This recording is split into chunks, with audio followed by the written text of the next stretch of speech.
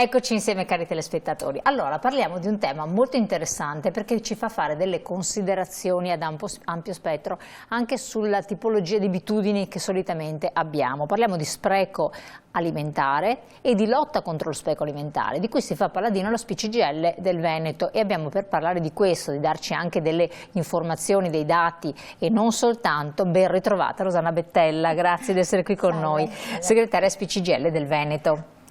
Allora, spreco alimentare perché nei primi giorni di febbraio ricorreva questa giornata mondiale, tra l'altro, contro lo spreco alimentare. In realtà abbiamo delle abitudini insane, tale per cui ognuno di noi è responsabile, in piccola parte, di quel che poi diventa un cumulo enorme di spreco di beni che potrebbero essere utili per chi invece ne ha bisogno. Che cosa che vi ha... Allora, diciamo che il 5 febbraio è la giornata indetta dall'ONU, dall'Organizzazione delle Nazioni Unite, proprio in difesa dell'ambiente. È una giornata in difesa dell'ambiente e in questo specifica è una giornata contro lo spreco alimentare, perché per una sostenibilità ambientale che tutti gli Stati dovrebbero lavorare, impegnarsi per raggiungere l'obiettivo nel 2030, no? Di una sostenibilità ambientale che in qualche modo ci permetta di rassicurarci rispetto al futuro, perché non è che risolveremo tutti i problemi, anzi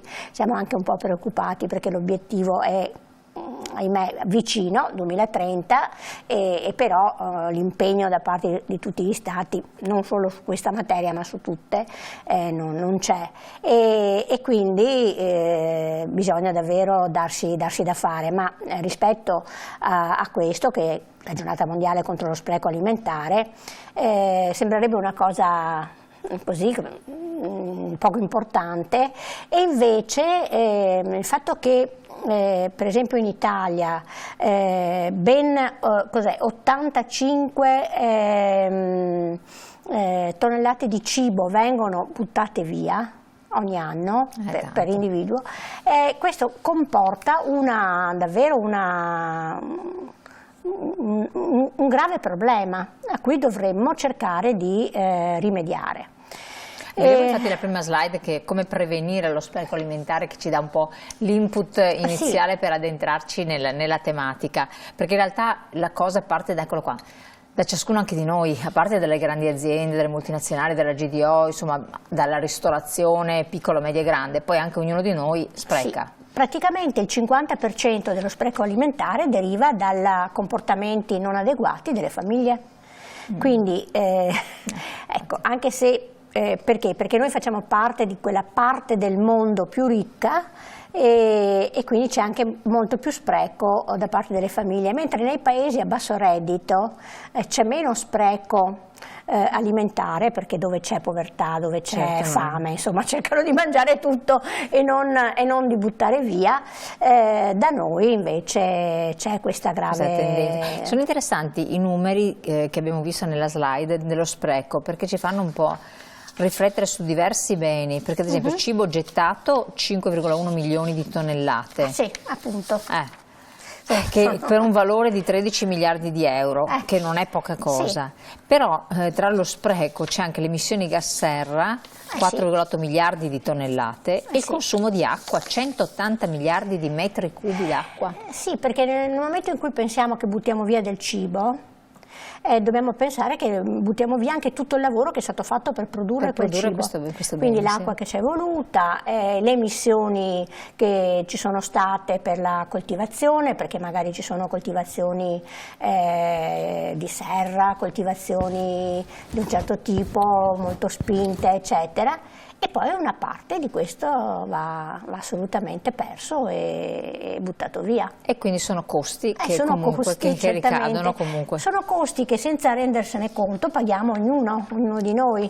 Lo paga in salute, prima di tutto, lo paga come salute ambientale, lo paga anche economicamente nelle bollette. Certo, questo spreco riguarda anche i più anziani, perché in realtà appartengono a quella generazione dove c'era ancora la mentalità di stare attenti, di non sprecare, perché molti hanno passato dei periodi difficili, no? Oppure sono cambiate le abitudini? Cosa vi risulta? No, vabbè, diciamo che nelle classi di età più avanzate c'è ancora questa mentalità, ma attenta, positiva, assolutamente, diciamo, sì, quello di non sprecare, di essere parsimoniosi, no? E di avere cura di quello che si coltiva per esempio in casa oppure che si compra, e attenti al risparmio, no? Anche in termini appunto economici.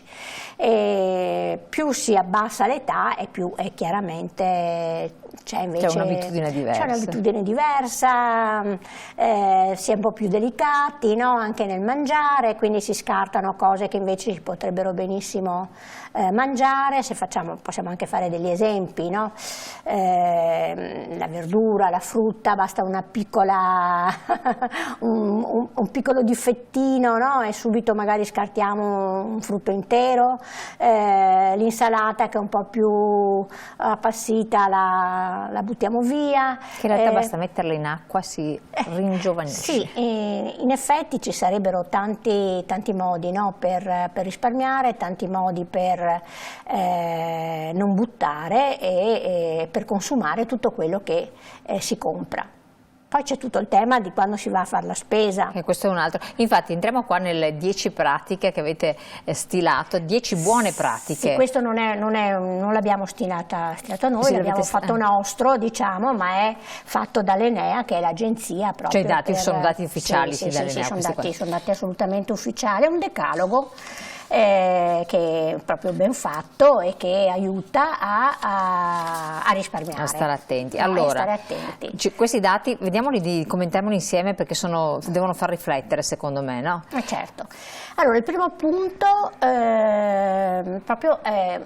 bisogna stare attenti e valutare il quantitativo di cibo che può essere realmente consumato in una famiglia, e quindi quando si va a fare la spesa sarebbe cosa buona compilare una lista della spesa, guardando a casa cosa manca e poi comprando solo quello, e non lasciarsi coinvolgere dalle tentazioni, perché passando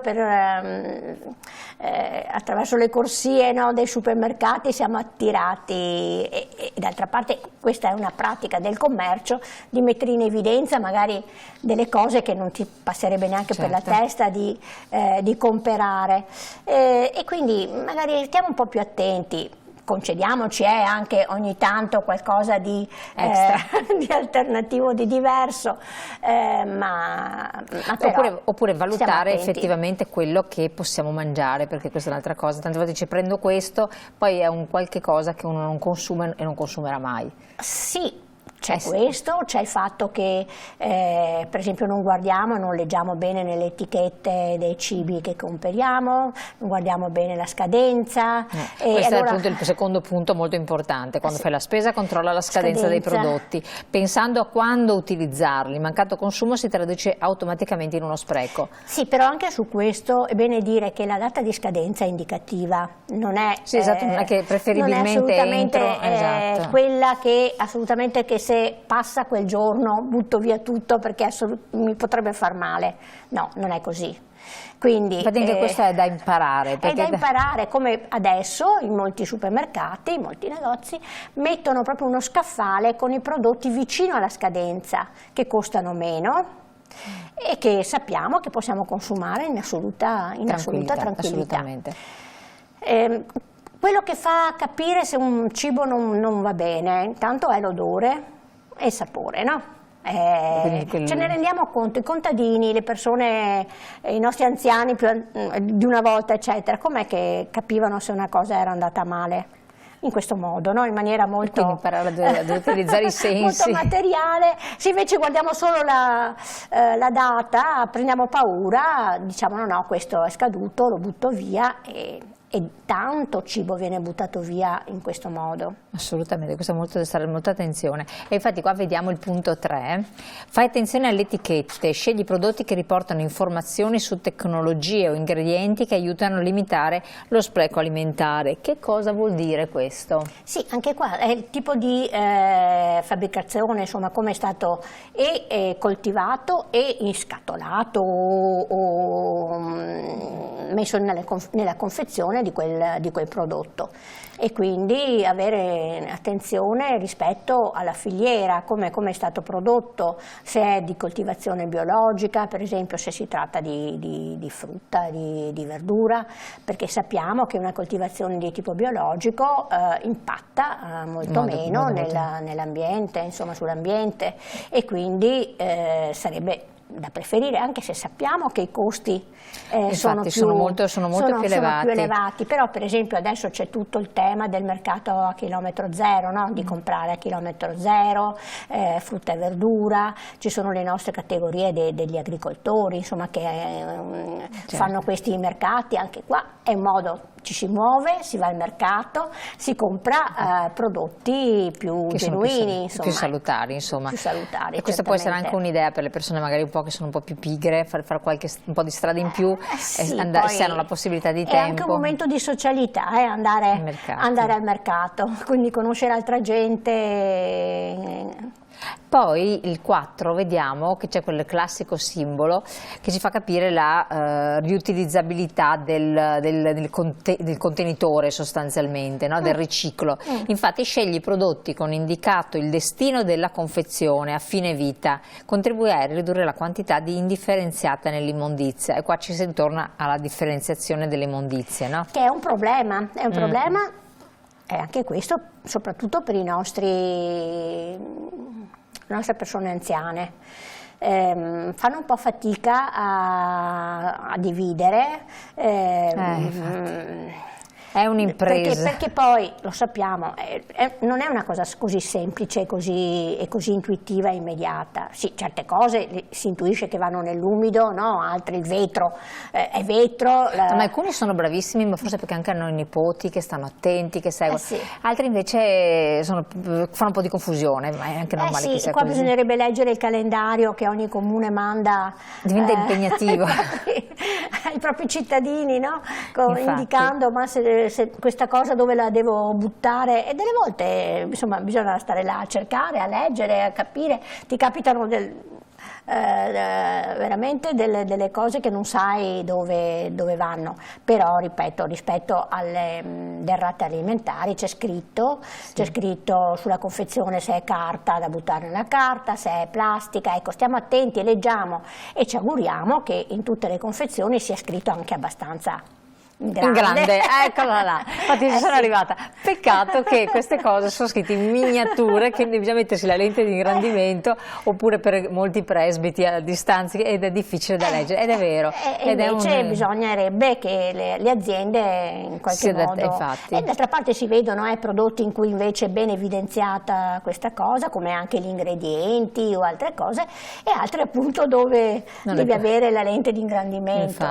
Infatti allora vediamo qua il punto 5, che è interessante. Preferisci biologico, come diceva lei segretaria, l'agricoltura bio riduce consumi energetici e emissioni di CO2, non inquina le falde acquifere perché non usa fertilizzanti e fitosanitari di sintesi. Così dovrebbe essere in linea di massima. Sì, così è.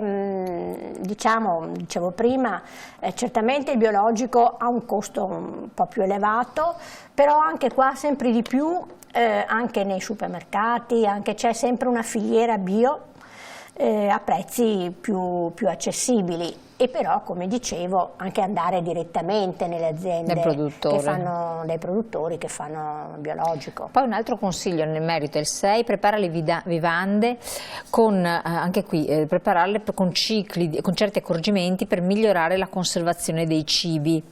Condisci le verdure al momento di servirle, si mantengono più a lungo. Questa è una cosa interessante, perché uno magari non si rende conto che altrimenti si mette via la verdura già condita e il giorno dopo non la trova neanche più. Insomma, questa è una regola di cucina, insomma, no?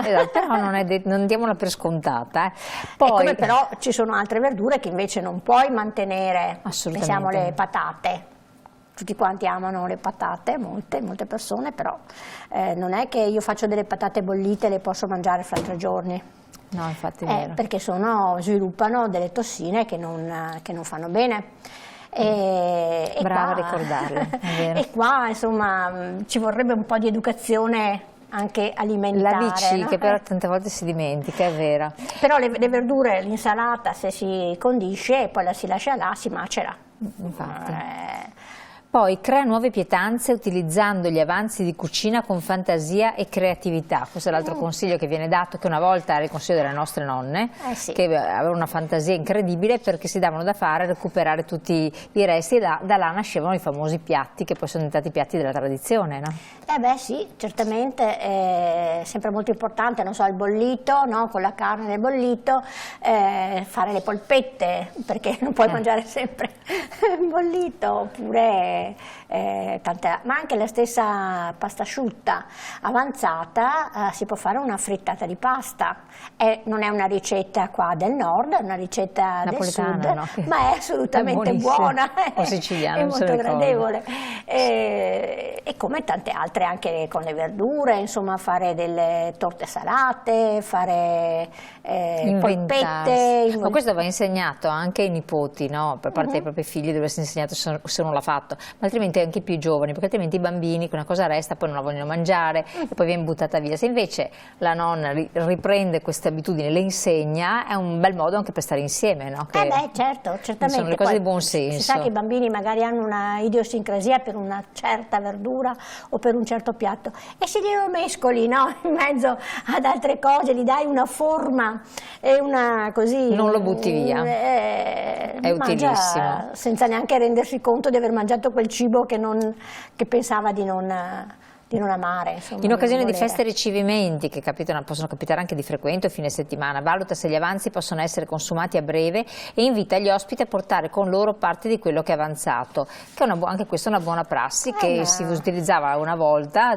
spesso, non è offensivo secondo me, perché sono cose buone, insomma, basta non lasciarla 5 giorni nel frigo. Sì, ma questa per esempio è anche una pratica che da un po' di anni, negli ultimi anni, si sta facendo anche quando si va a mangiare nei ristoranti, no? Una volta ci si vergognava di chiedere, o si mettevano via di nascosto il doggy bag, quello che si avanzava, no? Si portava via la borsetta di plastica per mettere via senza farsi vedere. Adesso addirittura sono gli stessi ristoratori che ti chiedono, le porto un contenitore, sì, è meglio che porti a casa, insomma, è tutto cibo che abbiamo pagato, no? Che si paga, e tra l'altro anche buono, preparato, buono, tutto. Tra l'altro, e questa è una buona pratica. Diciamo che noi come paese siamo arrivati per ultimi, perché in altri paesi, anche nell'Europa, nei paesi del nord, questa era assolutamente normale. Infatti, portare a casa, noi ci facciamo tanti scrupoli. Ciò che non si riusciva a mangiare là nel ristorante.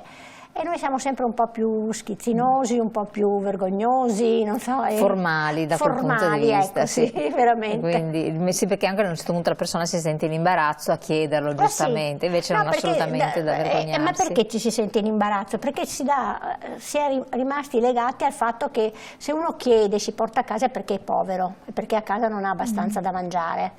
C'è forse sotto questo elemento. Questa forma di mentalità, ci tiene legati al passato, no?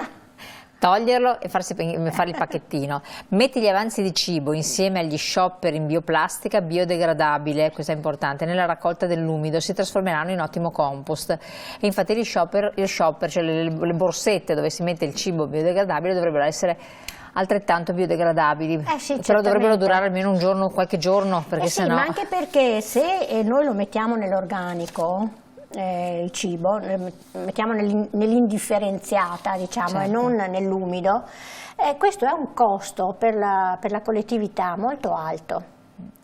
Perché intanto mancato guadagno del compost, perché poi il compost che viene fatto con l'umido viene venduto e quindi l'azienda municipalizzata dei rifiuti insomma ci guadagna, no? Invece se va a finire nell'indifferenziato ha dei costi di smaltimento, ha dei costi, non vengono smaltiti i costi che ci sono stati all'origine, no? per produrre quel cibo, e quindi paghiamo ancora una volta tutti quanti noi. Quindi ricordiamoci davvero i resti del cibo vanno nell'umido. Esatto, questa è una cosa importantissima, sì. E possibilmente in una sportina adatta. Sì, che deve essere quelle biocompostabili, no? Nel senso esatto. Che... Allora, questo è il stilato, il decalogo che avete estrapolato e che serve un po' per sottolineare, fare attenzione, essere sensibili a queste cose, perché ne va della salute generale di tutti e anche dei soldi della comunità, tra l'altro. Certo, e di ognuno. Esatto. Perché non ci rendiamo conto quanti costi indiretti paghiamo nelle bollette. E quando basterebbe avere uno stile di vita più consono, insomma più sobrio, ecco, chiamiamolo così. Questo è molto utile. Comunque valutare se controllare il frigo, anche se non è il frigo di quelli intelligenti. Assolutamente. Allora, il problema del frigo, anche qua, quando abbiamo del cibo che sta per scadere oppure che abbiamo là da più tempo, mettetelo un po' più basso, un po' più in avanti, perché se lo mettete nei ripiani più alti e in fondo, infatti è vero, se resta lì ci si dimentica e poi lo si ritrova pieno di muffa, no? dopo magari qualche settimana, ecco, quindi anche là il frigo va guardato abbastanza frequentemente e riposizionate le derrate che ci sono per appunto usarle al momento opportuno e nel tempo giusto. Questi quindi sono i consigli che si danno a tutti, questi fondamentali. Sì. Però io colgo l'occasione, visto che siamo riusciti a farlo anche in un tempo abbastanza rapido, di dedicare qualche minuto a libertà. Perché tra l'altro, a proposito di consigli, suggerimenti, questa edizione poi di febbraio è particolarmente corposa, perché c'è tantissimo dentro che uno ci vuole un mese per leggerla, secondo me. Allora, cosa possiamo dire per questa edizione? La Libertà, che è la vostra rivista, tra l'altro. È la nostra rivista, questa magari la faccio vedere, la copertina di questo mese ha come titolo L'interesse generale, perché la settimana prossima si apre il nostro 21° congresso dello SPI nazionale. Il 21, 22, 23 e 24 di febbraio circa 900, intorno a 900 delegati da tutta Italia saremo a Verona, perché si terrà a Verona, quindi nella nostra regione, il congresso nazionale. E ha come titolo questo l'interesse generale. Perché uno si domanda qual è l'interesse generale di un congresso dello SPI nazionale? È interesse generale perché noi ci consideriamo una categoria che non si limita a pensare al benessere, alle problematiche, a dare risposte alle problematiche delle anziane e degli anziani, i nostri iscritti, ma nel momento in cui ci occupiamo degli anziani ci occupiamo comunque di tutta la collettività, certo. Perché se parliamo di non autosufficienza, se ci mobilitiamo per questo, se chiediamo a gran voce una legge sulla non autosufficienza con risorse adeguate, sappiamo che diamo una risposta all'anziano non autosufficiente ma a tutta la sua famiglia. Quindi, certo.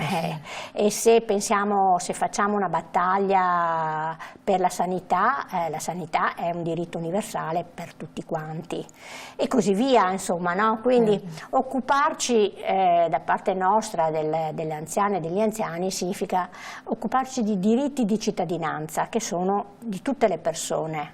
Certo, questo è importantissimo. E quindi noi anziani ci interessiamo, abbiamo un interesse generale per il bene del nostro paese, per il bene della collettività. Ecco, poi per entrare ancora nel merito, la prendo un attimo in mano, sì. Così la sfogliamo e raccontiamo. Qui parla dicevo, tante tematiche, perché si parla delle pensioni, sì, certo. E tra l'altro della rivalutazione delle pensioni, dei termini in cui sono state rivalutate. Tema triste. Però almeno uno può vedere, ci sono le percentuali di perequazione, certo. E fare il proprio calcolo, quindi lo vede un po' schematizzato, e qui avete fatto anche delle vostre osservazioni, tra l'altro. Sì. Sì, la nostra rivista ha degli articoli molto concreti, molto tecnici, insomma, che spiega bene le cose che riguardano il nostro assegno pensionistico, insomma il nostro reddito da pensione, ma poi spazia su tante cose, dà consigli utili. Io dico in tutto il vivere sociale, insomma, no? delle persone. Ecco, infatti su questo punto, dicevo, è bello corposo questa volta qui perché ci sono tanti articoli di approfondimento. Non mi resta che, visto che siamo in chiusura, perché poi parla anche dell'Europa, parla di tante iniziative, l'assistenza domiciliare, di cultura, assistenza domiciliare, come muoversi, come verrà riformata anche l'assistenza sociale, sanitaria, come ci sarà una riforma col PNRR, insomma, per essere aggiornati, Liberetà ci si abbona €1. 15 euro al mese. Esatto, all'anno, €1 praticamente all'anno. Esatto, per cui non significa veramente pochissimo, e almeno si è aggiornati, arriva per abbonamento postale, quindi arriva a casa direttamente alla persona anziana. Si può fare l'abbonamento online, basta entrare nel sito di Liberetà. Quindi si può far chi non può farlo lo si fa aiutare e quindi riceve anche l'abbonamento. Però il cartaceo è sempre il cartaceo. No, ma dopo arriva, per fare l'abbonamento, però noi preferiremmo che veniste nelle nostre sedi, e allora che sono davvero in quasi tutti i comuni, diciamo. E allora andate nelle sedi dello SPCGL, che sollecitiamo a farlo, perché poi con il semplice codice fiscale può essere vista nuovamente la posizione pensionistica, vedere se si ha diritto a qualche cosa, e spesso succede che questo avviene, e poi le proiezioni invece per la pensione con le sedi dello SPIO e le sedi INCA con cui siete collegati. Grazie segretaria, è stata qui con noi, grazie a voi telespettatori, rivedete naturalmente la puntata nell'ambito di TV7 con voi sera nel sito internet. Buon proseguimento, ci vediamo dopo la pubblicità.